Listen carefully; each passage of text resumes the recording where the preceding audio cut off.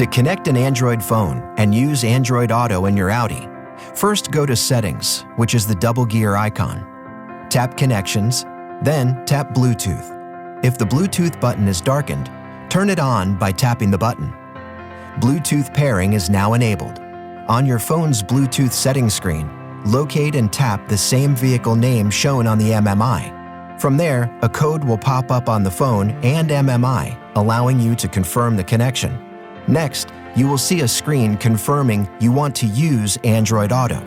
This will connect the phone via Bluetooth and the vehicle hotspot. You can always connect Android Auto by connecting a USB-C cable to the front charging ports and your phone. Either way, you are now ready to use Android Auto. To switch between multiple connected devices, go to Settings, Connections, and tap Connection Manager. Here, you can switch to and manage all of your connected devices. With Android Auto, your Audi delivers connectivity, entertainment, and convenience.